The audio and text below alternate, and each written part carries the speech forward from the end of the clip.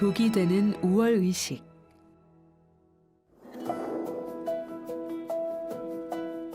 우리 사회는 여전히 인종차별주의가 팽배합니다.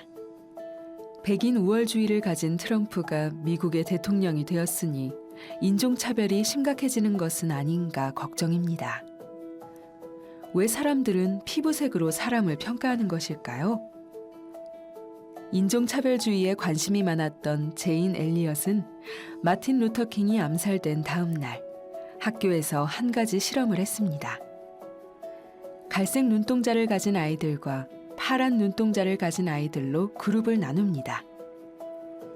제인 엘리엇은 첫째 날 파란색 눈을 가진 아이들에게 우수하다고 칭찬합니다. 갈색 눈동자 그룹의 학생들보다 훨씬 우월하다고 칭찬하며 특권을 준 겁니다. 다음 날은 갈색 눈동자 그룹 학생들에게 우월하다고 칭찬하며 특권을 주었습니다. 결과는 어땠을까요? 첫날은 파란색의 눈을 가진 아이들이 당당했고 다음 날은 갈색 눈의 아이들이 당당했습니다. 실험이 끝난 뒤 선생님은 학생들에게 겉모습으로 사람을 판단하는 것이 옳지 않다고 전하자 안도감을 느꼈다고 합니다.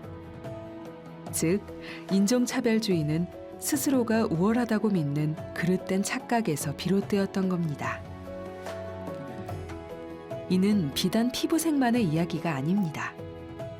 특정 대학을 나왔다거나 직업을 가지고 있을 때 우월의식을 갖게 됩니다.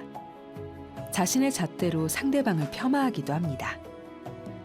하물며 어느 지역에 살고 있느냐에 따라서도 사람을 평가하는 아이러니한 세상입니다. 이 같은 치졸함이 본성이라니 왠지 씁쓸하기까지 합니다. 따라서 상대방과 자신을 비교하면서 우월의식이 든다면 겉모습으로 사람을 판단하는 것은 옳지 않다는 사실을 스스로에게 이야기해줘야 합니다. 아울러 우월의식은 오히려 독이 됩니다. 성공을 이루었다면 감사하고 만족해야 합니다. 우월의식으로 이어지면 자신을 해치는 무기가 될 수 있기 때문입니다.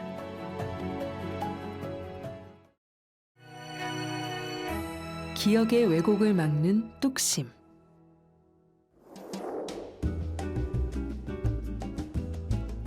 기억은 아름답게 채색됩니다. 그래서 지난 시간을 되돌아보면 입가에 미소가 번지는 겁니다. 감사한 일이죠.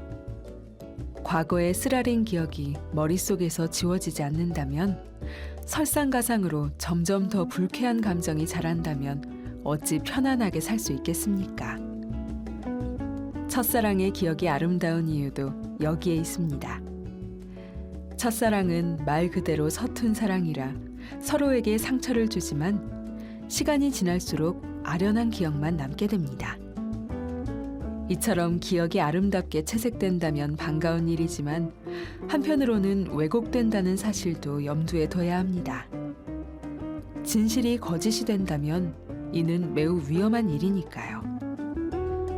실제로 자신이 직접 보고 들었음에도 불구하고 주위에서 반복적으로 거짓을 말하면 어느 순간 진실과 거짓의 경계가 모호해집니다. 세월호 침몰이 바로 대표적인 사례입니다. 온 국민이 슬픔에 잠겨 비통해 있는데 어느 순간 우리는 세월호라는 단어에서 극도의 피로감을 느꼈습니다.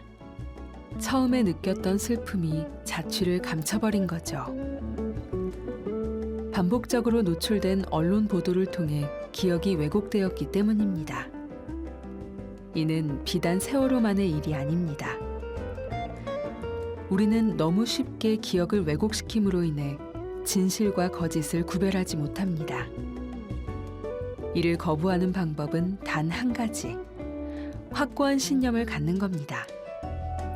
보고 듣고 느낀 것에 대해서는 누가 뭐라 해도 흔들리지 않을 뚝심이 있어야 한다는 뜻입니다. 다시 말해 정보의 홍수에 살고 있는 지금, 우리의 기억이 누군가로 인해 왜곡될 수 있음을 깨닫고 항상 주체적으로 살기 위해 노력해야 합니다.